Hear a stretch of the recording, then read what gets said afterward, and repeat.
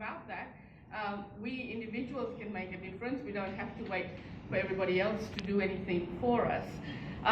So I think we had a very good run of speakers. I think if we can all join and thank them for those who are still here, for the wide variety of information that we've had today. So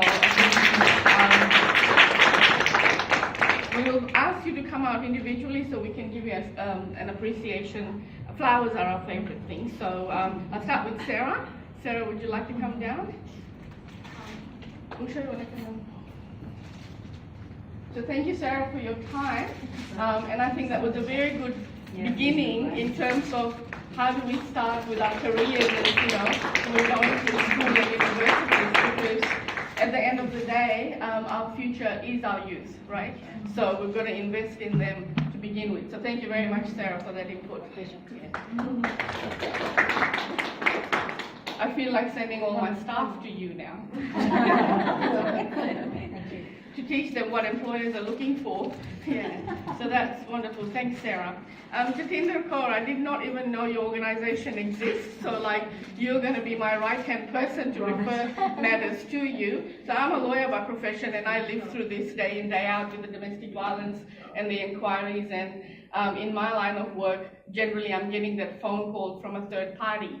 The worst one I had was a situation where the female was on the phone and saying, he's not letting me go anywhere, he's not even letting me go out of the house, all I want to do is just time out, just want to go, and the next thing was click. Now that phone call to me came from my serviced office, so I rang so I didn't have the phone number, I rang my serviced office and said, trace the number that phone call came through, and then I just passed it on to the police, basically. That is all I can do in that situation. But understand what you're saying about the cultural connections and the importance. I can refer clients to counseling and to the support network, but to have that specific one where they can go and talk to someone that will understand the cultural difference, because it is the whole thing of shame. No, we can't talk about it. And for those of us who've been here for years, Australia is our home. We've changed, we've adopted this culture, but to help them in that sector. And community legal centres is where you need to go and say, I exist. That's very important. Women's Legal Service just came to mind. I'm sitting there. I volunteer. I've been there for 8 years now. I volunteer once a month. And, every night, whenever I'm on shift, I can guarantee that I'll have all the ethnic community people there. Those are the ones they'll say, Sue will say, Prav, can you see this client? And I'll be like, yes, I can see that client. So it's nice to know that we can refer them on to somebody, because it is about giving them the information and connecting them to the right support network. I always say we're blessed to be in a nation, in a country where these services are available. So avail yourself of it. So wonderful. I really enjoyed your presentation.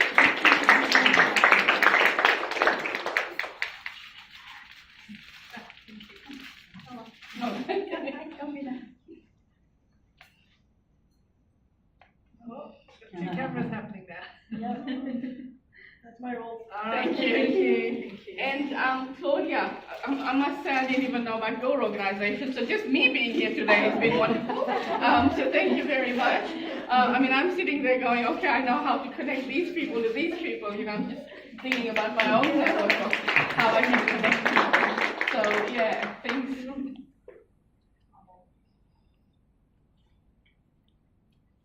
Thank you. Okay. And for the tireless people that work behind this,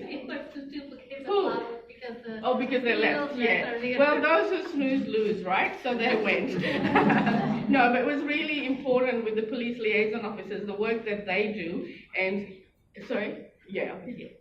So the work that they do with that link between the communities, that is critical, and they do a fantastic job. I know, growing up, you probably, as kids, you were afraid of police officers. And I think that mindset needs to change. They are your safe people to go to. So children need to know. I've got a sister in the audience who is very scared of police officers. So I'm surprised she didn't run off when they turned up with the uniform. So it's just that mindset. But they are our safe zone. You should be able to go to them for anything. And I think from the members of the QPS that I deal with and I've known, I think they're very approachable. I think they're very, and especially with the ethnic communities, I think they're very, very approachable. And I think that's what Jim was saying is QPS does things differently. And what I always say to clients is, if you're going to report something to your local police station and you're not getting the response you need or you should be getting, don't stop there. Go to Roma Street, put things in writing. Things will happen, and things do happen. So you don't stop, just because you haven't achieved an outcome. I say to my staff, impossible is not a word because it spells I am possible. So, you focus on that. There are no deadlines, there are no roadblocks. It's just you keep moving that boundary. So that's all from me in terms of thanking people, but biggest thanks to Veena for organizing all of this, and you get a flower too. And I guess Veena's husband and daughter, because that's the behind the scenes. For us, we know that while we stand here as individuals doing things, it's the people behind us, our families, because endless time is spent organizing something like this, whether it's a big thing or a small thing. It takes a lot of time and effort, a lot of emails and messages that Veena needed responding to. She's done a fantastic job in organizing. So thanks, Veena. What else do I need to do? Right, okay. Janet, I've been asked to summons you for all the support that you provide to Tokyo, so come on down and you'll get a bunch of flowers from us as well.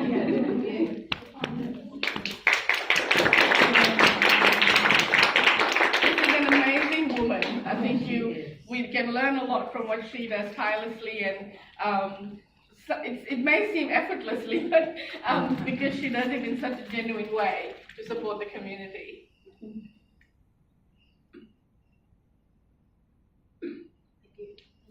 And it's not just about women empowering women, it's women empowering men, men empowering women. Women, as one of the speakers said, it's not about celebrating International Women's Day one day of the year. We already, I read something the other day, and I'll read that quote to you. It's not about making women strong. Women are already strong, and I think one of the slides that Jatinder had proved that. It's about changing the way the world perceives that strength. So, yes, we can do it. Impossible is not a word.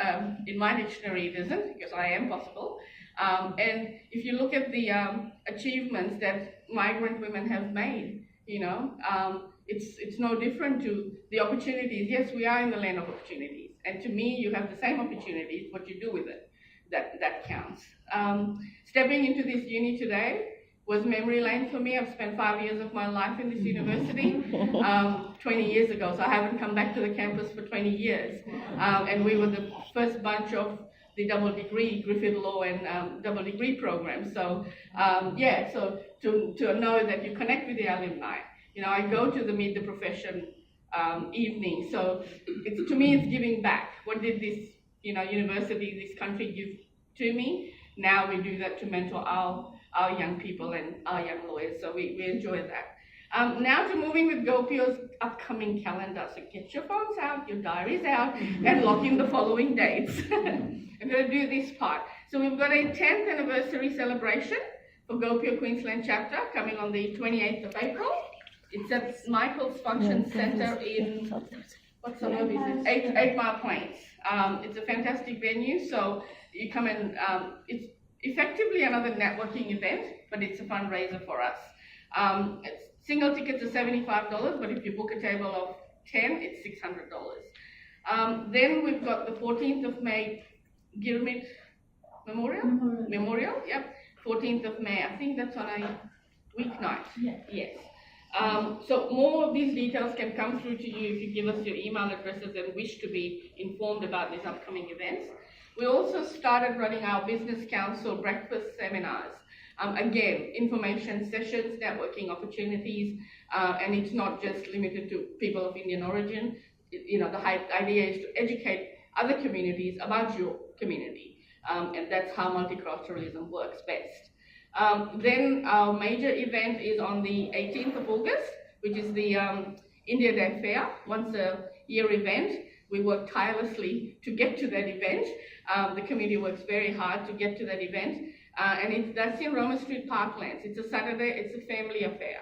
You know, you could eat and dance all you like all day long and feel like you're in India and you haven't left Brisbane City yet. So the entry is free, so you just buy your food, but the entertainment all day long is free. So those are the dates to mark.